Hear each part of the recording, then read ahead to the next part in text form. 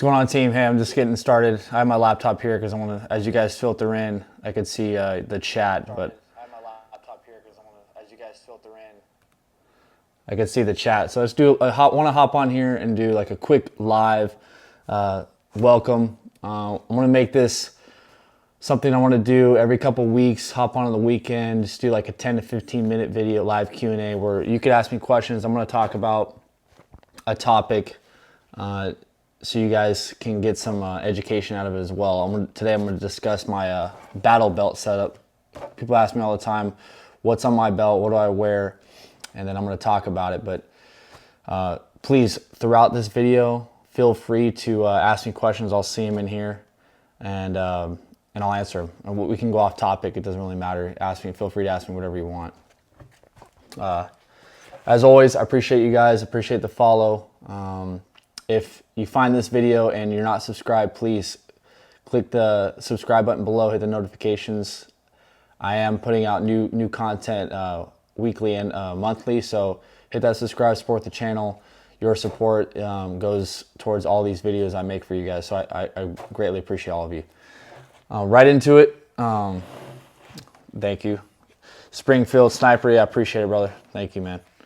What's going on, Cobb? And make sure, let me know where you guys are from. I want to know where you guys are streaming in from, and obviously you guys can hear me. Let me know if the volume's all right. So right to it. This is my battle belt setup right here. This is a complete Blackhawk build. Blackhawk kind of recently just launched. Blackhawk's been around forever, but they recently just launched their Foundation series. As you know, I'm sponsored by Blackhawk, so I rock their gear. I've rocked tons of companies' gears throughout my career, but Blackhawk has kind of been in my military career since the beginning. You know, has a long lineage of gear, and this is their Foundation series gear. This is their new kind of tactical nylon series, as you can see. Very impressive, actually. As far as kit, and it's very durable. Pouches hold up well, and it's great. I'm a big like all black fan. Right now they just make all black. I think they may be coming out with new colors in the future, but right now just all black. They make a complete line, like a belt, chest rig, couple plate carriers, like a Rhodesian vest, a bunch of pouches. This is just their belt. I'll do another live with like chest rigs they have, which I think are really nice too. They're really low profile, which I'm a big fan of. Florida, that's what I'm talking about. Chicago, yeah. Matthew, I live in California. Not for long though. Not for long. I will be moving. I need to relocate.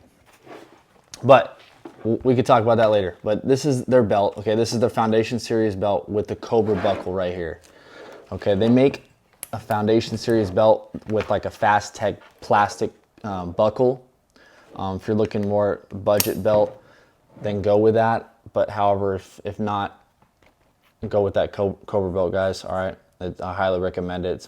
It's durable. It's gonna last a lot longer. So step up and go with the Cobra belt. Thank you, Danny. Yeah, Cobb. Yeah, Florida's hiring. Yeah, always. We'll wait till the holster last, but go along. This is their Foundation Series double mag pouch, pistol mag pouch here. When you buy it, it comes with like retention bands.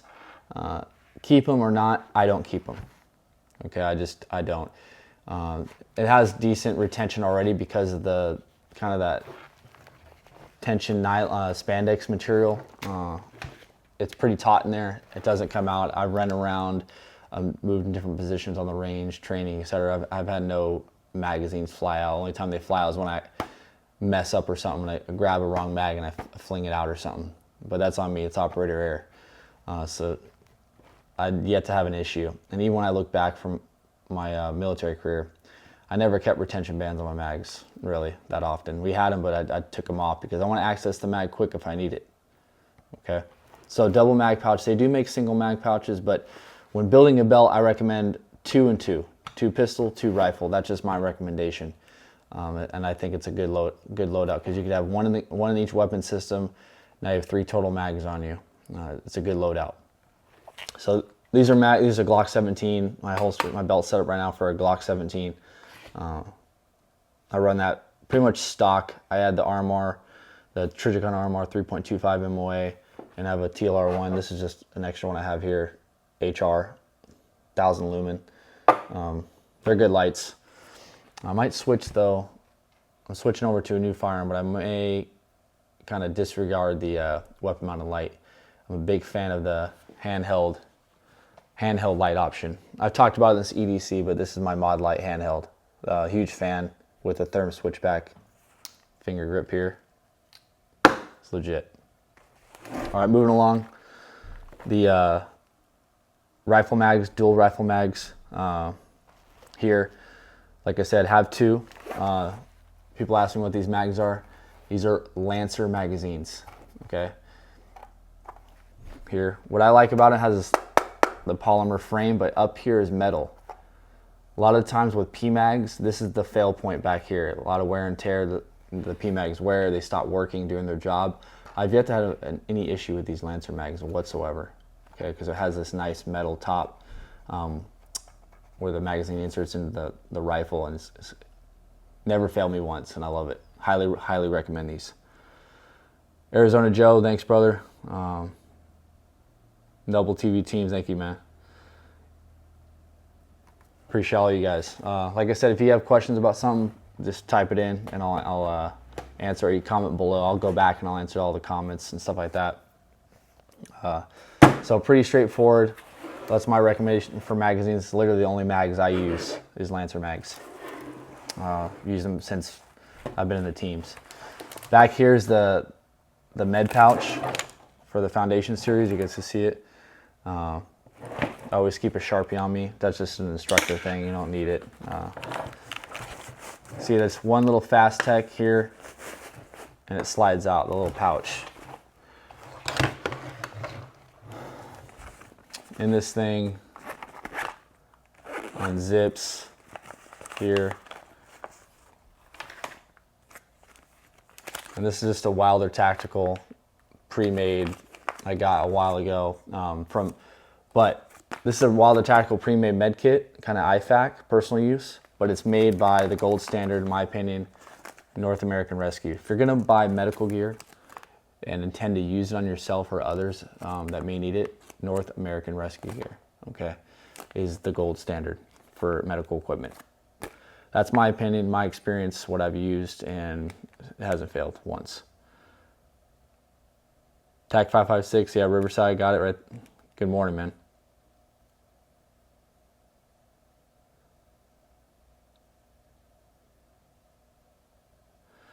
Noble TV asks, people ask like how long, he asked how long should we shoot irons before we switch to the red dot.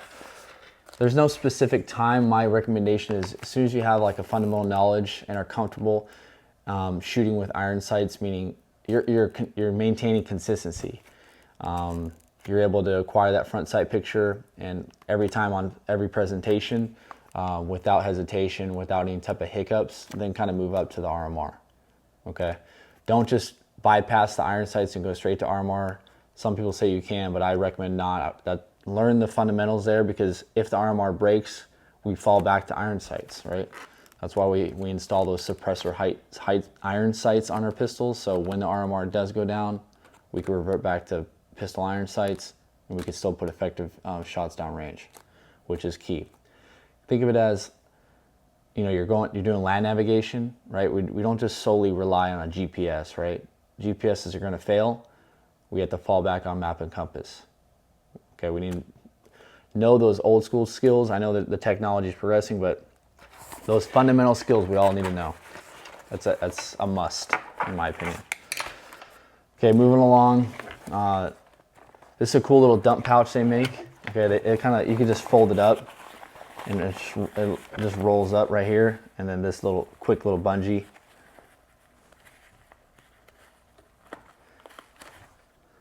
For the longest time when I first started, I never used to rock a dump pouch for whatever reason. I would just, in the military, we just throw it in our cargo pocket. But Now dump pouches are key. I mean, I use it all the time, but they come in handy so damn much. So highly recommend throwing one on. This thing folds up a lot smaller, but I just quickly just kind of, but you could fold that thing up pretty small, okay?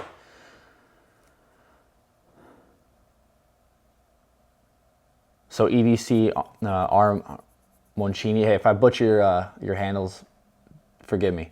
R. Moncini asks, red dot or factory sights on EDC? Both. I recommend put a red dot and then put those suppressor height sights on your EDC pistol. That's what I do for mine. Again, every RMR that I have on a firearm, I have those suppressor height sights on it for backup. Trust me when I tell you this, when you need something, it's gonna probably fail. Murphy's always lurking. Okay, just kind of expect that, and it's gonna do you a lot of favors, just throughout life, not just shooting. Moving along, this is the Blackhawk L2D RDS series holster right here. Level 2 holster, okay, only has one locking retention here. This is their D slot drop holster mount with their leg strap, which I like. Back in the day, we used 1-inch kind of nylon cord, and we would just route it behind the holster. We never had these high-speed leg straps. I just like invented one myself, and I just put it, because I kept getting tired of, like, when I drew it just flopped up. So I just tied some nylon strap together, through a waterman's knot, and wrapped it around my leg, and it was fixed that day. But nowadays they have these high-speed leg straps, which are awesome. But this one I like, because if you could see it, see how like it pivots. So the holster will pivot if you like take a knee or you move, if you're jumping or whatever. Like the holster is not fixed to your leg. This thing pivots, which is nice. Much more range of motion, and better mobility, which is huge. Yeah, double D your hike on Ranger beads, exactly, man. Know your pace count, huge. Just little simple things like that. I mean, we all need to fall back. Even, you know, rifle not so much with iron sights, but I highly suggest know how to use them. And then as you progress, you can kind of disregard those, take them off your rifle. That's kind of your personal shooter preference. You know, with these things, when you develop your career, especially in this type of industry, you're going to develop individual shooter skills. We had those when I started learning, when I was a SEAL, etc. That's just kind of the expectation. And you have individual shooter skills, which are important. Yeah, he's right, Cobb. 2 is 1, 1 is none. Exactly, dude.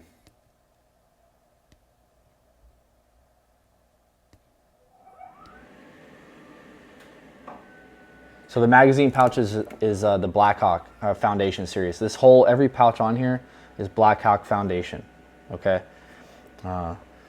So with this belt, as most battle belts, as you can see, it's Velcro liner, okay? So, and then Blackhawk also sells this Velcro inner belt, which is a must.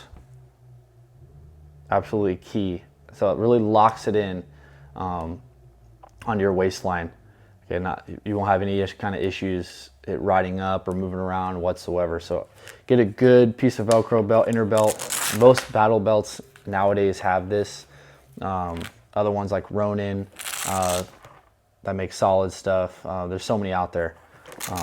Blue Alpha. I mean, there's all kinds, and so this is just what I use.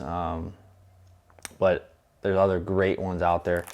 People ask me what med kit right here in the back, where I put my tourniquet. Put it right here, guys, in this pouch. Just like a little sleeve. It's made by Coyote Tactical Solutions, and it just slides right in. And I just put it right behind that medical pouch, and you can pull it out. It just slides right out of there in the event of emergency. I could just pull it out from behind my back, boom, and put it on. That's where I like it. There wasn't really a better option. I could like squeeze it with like rubber bands. I could snap in event of emergency, like I used back old school days. We would put like little rubber bands on. But now they make these high-speed sleeves, which I like. They're sweet. So let me see what you guys have. Yeah, tick 30 exactly.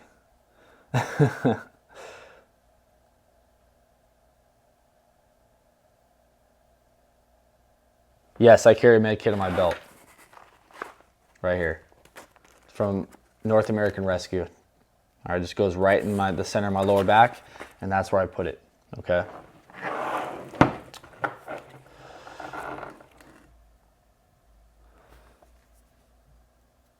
So what was the transition like going from the Serpa holster to this thumb release style? Yeah, back in the day, I used to rock the old school Blackhawk Serpa holster with the kind of the drop leg they made. Um, I was okay with it. I liked it, honestly. I mean, nowadays people hate on it because it's unsafe. It can be unsafe for the untrained. Remember that, okay? Everything can be unsafe for the untrained. If someone teaches you right how to use it, it's not going to be unsafe because you don't know what you don't know. Now there's better stuff. They make better stuff. You know, that's kind of an old school, outdated holster. But as soon as I transitioned to something like this, I really like it because, man, these things really help you kind of, it guides you in that nice master grip, just flows that thumb. There's that nice little kind of groove in here, that slide where your thumb just kind of, it hits. And if you kind of mess it up, it'll guide you right into position where you want it, which I think is huge. That's why I really like these type of holsters and this release method here. Canted pistol mags. Yeah, Arizona Joe. Yeah, I mean, try it out. I typically don't. I don't really have much experience doing canted mags. Some people find it to be more kind of efficient and faster. I don't have much experience because I don't set up my belt like that. That's more of like a competition type pistol belt or battle belt setup, at least from what I've seen.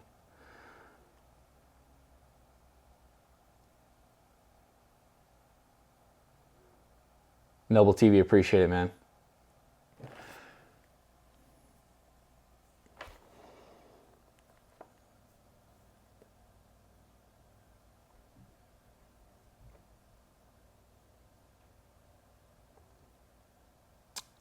TAC 556. Yeah, I don't own an AK. I only get down with AR-15s right now.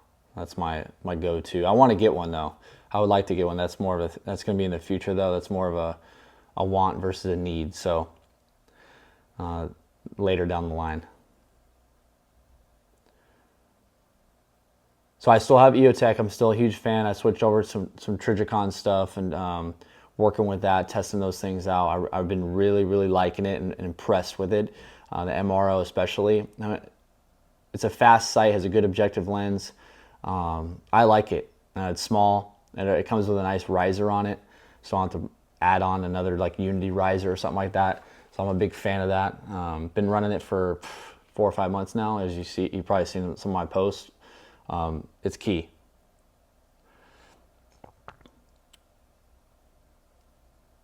Hey, Noble TV, people say carry one chamber. What's the point? You're not going to have time in time of stress or, you know, high stress, you know, fight or flight kind of instinctual things are you're dealing with.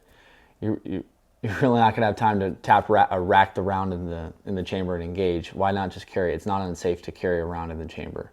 Okay, that's more of you as an individual shooter or them putting limitations on themselves, saying, "Oh, that's unsafe," or they really don't trust themselves to do that because they think they're going to maybe have a mishap or a kind of a negligent discharge or something. But I don't recommend it. Have one in the chamber.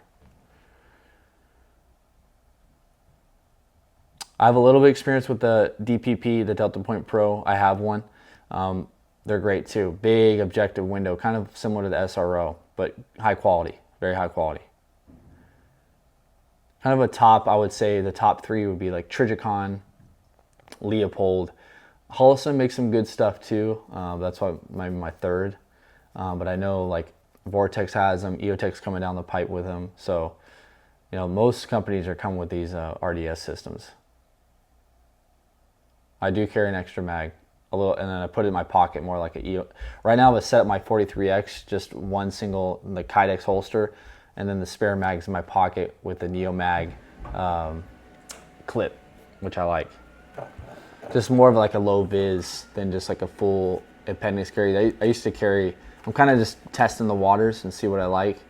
But I've been liking my setup thus far. And I did that EDC video and I showed you guys what I did. So it was cool.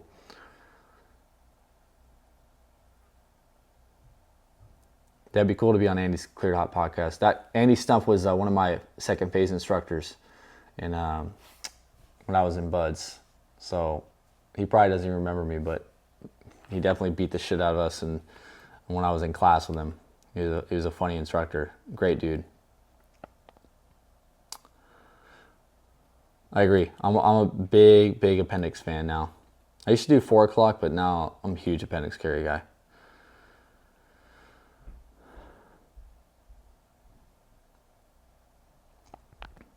All right, team. Hey, I wanted to keep this short and sweet for you guys. Just kind of explain, brief overview of what I carry, kind of, and then interact with you guys.